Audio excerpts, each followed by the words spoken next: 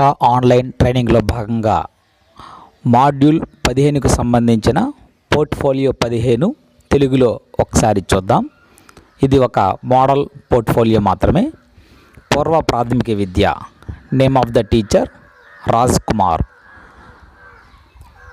Portfolio 15 కృత్యము. పిల్లల ఆసక్తికి తగినట్లుగా, వారి సంపూర్ణ వికాసానికి తగినట్లుగా జంతువులు లేదా మొక్కలు మొదలైన అంశాలపై సమతుల్య మరియు ఒక రోజుకు తగిన షెడ్యూల్ను అభివృద్ధి చేయడానికి ప్రయత్నించండి. మీరు ఎంచుకున్న అంశం బోధించడానికి లేదా నేర్చుకోవడానికి వీలుగా కొన్ని ఆటలు, కృత్యాలు గుర్తించండి మరియు ఎంచుకున్న అంశానికి అంతర్నిర్మిత అంచనా పద్ధతులకు ఉపయోగించే కొన్ని మార్గాలను ఆలోచించి ఈ క్రింది వివరాలను రాయండి. భావన లేదా అంశం. మన శరీరం. ఉప అంశం శరీర భాగాలు, వాటి ఉపయోగాలు. గ్రేడు పూర్వ ప్రాథమిక స్థాయి. పూర్వ జ్ఞానం, నైపుణ్యాలు. విద్యార్థులు వారి శరీరంలోని వివిధ భాగాలపై వాటి యొక్క ఉపయోగాలను గురించి అవగాహన కలిగి ఉంటారు. అభ్యసన సామగ్రి మరియు సన్నాహాలు. శరీర భాగాలు, చిత్రాలు, నమూనాలు. శరీర భాగాలు చేసే పనుల చిత్రాలు, వీడియోలు, చార్టులు, మొబైల్, కంప్యూటర్. అభ్యసన ఫలితాల విషయానికి వచ్చినట్లయితే విద్యార్థులు శరీర భాగాల పట్ల అవగాహన పొందుతారు. శరీర భాగాలు, వాటి విధులు తెలుసుకుంటారు. నిత్య జీవితంలో అనుభవం పొందుతారు. కీలక ఆలోచనలు, విషయ అవగాహన. మన శరీరంలోని భాగాల పేర్లు కొన్నిటిని తెలుపగలవా? ప్రతి విద్యార్థిని నిలబెట్టి తన శరీర భాగాలను, వాటి పేర్లను చెప్పమనడం ద్వారా విద్యార్థి శరీర భాగాల గురించి తెలుపగలుగుతారు.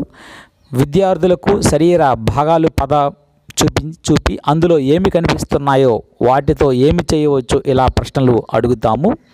శరీర భాగం, అవి చేసే పనులు. కళ్ళు, నోరు, ముక్కు, చేతులు, కాళ్ళు.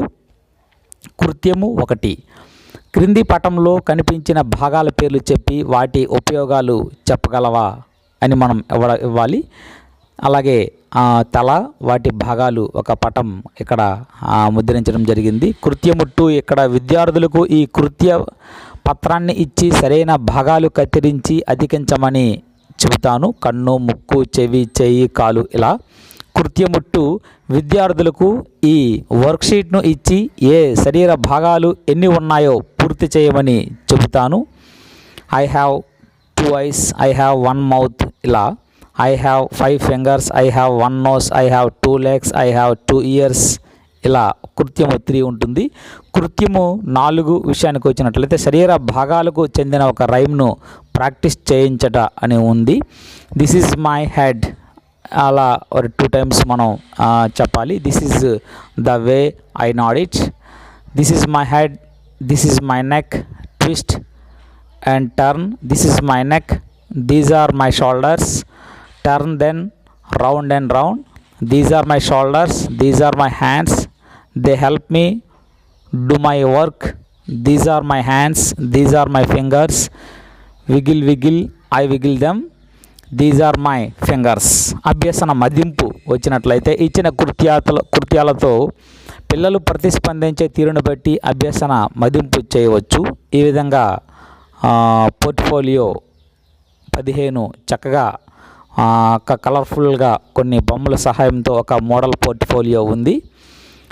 సో ఈ మోడల్ పోర్ట్ఫోలియో అనుగుణంగా పోర్ట్ఫోలియో 15 అందరూ కూడా ఇవ్వబడిన అఫీషియల్ లింక్లో సబ్మిట్ చేయండి. Thank you.